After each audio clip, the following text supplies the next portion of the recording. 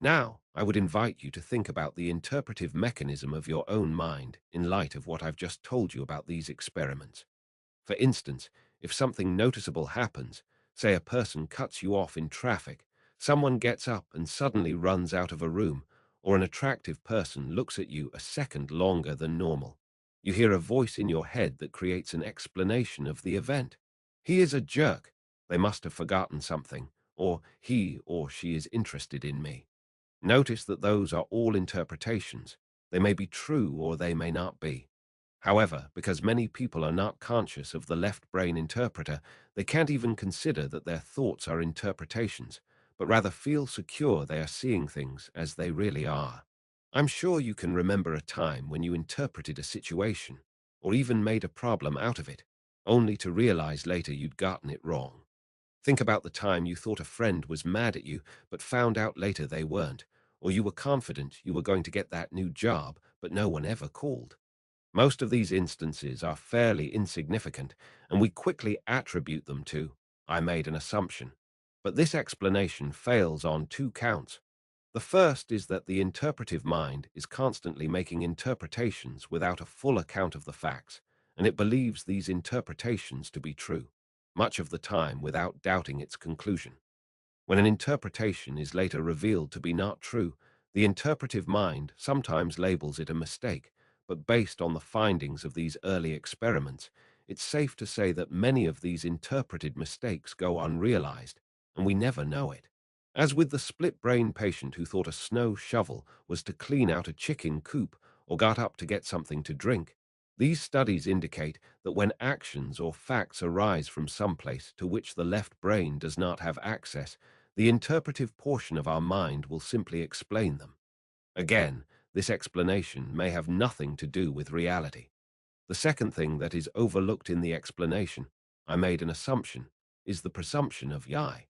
In these experiments, the I that makes an assumption is really just the interpretive portion of the mind. We have already seen that this guy can be wrong about so many things in the outside world. So is it possible then that the guy is even wrong about the interpretation of itself? This is what Gazaniga is getting at when he talks about our fictional self.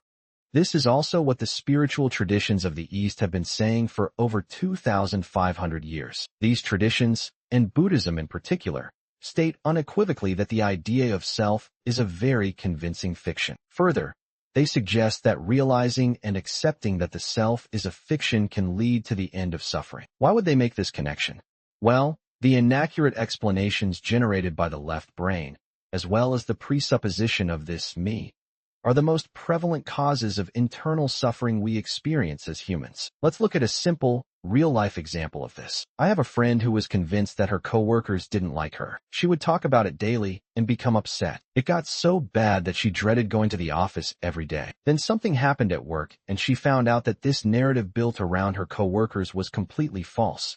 In fact, the opposite was true. Upon learning this, she gained a very deep insight into how her left brain had interpreted a situation completely inaccurately, and she had suffered as a result. The big difference between the Eastern spiritual traditions and psychology is that the former has recognized this experientially, and the latter did so experimentally, and accidentally, for that matter. And this means that those who study and teach psychology are still largely unable to appreciate what it means to experience the interpreter as a fiction. Perhaps this explains why the world of psychology has paid so little attention to the implications of Gazaniga's findings. In my own experience, having lectured on this topic for 20 years, toward the end of a talk, I'm just sure that students will throw things at me, rebel and protest, or simply walk out when I say the evidence suggests the self as we think of it doesn't exist. Yet again and again, the students sit there and continue to take notes after I have completely challenged their ideas of who they think they are. I can ask over and over why they have no reaction to this bombshell I've dropped on them.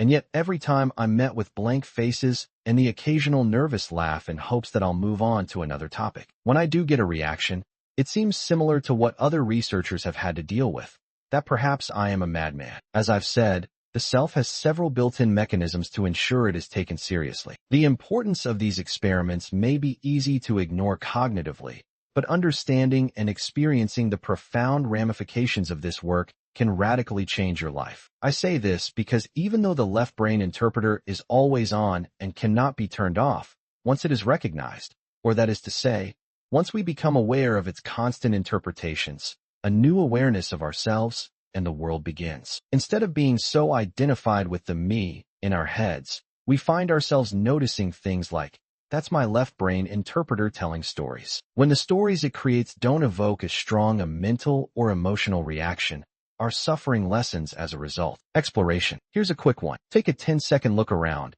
and make a mental note of what you see. When you're done, return and continue to read. What's on your list?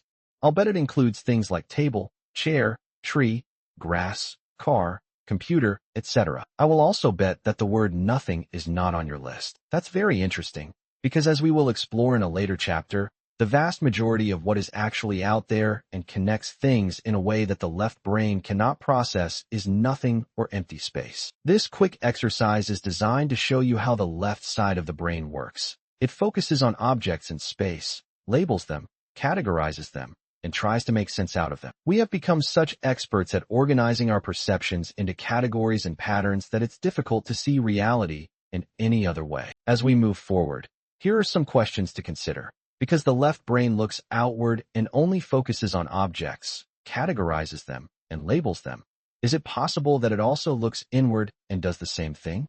In other words, does the left brain see thought happening in the brain and continuously create a thing out of the process of thinking, which it then labels me?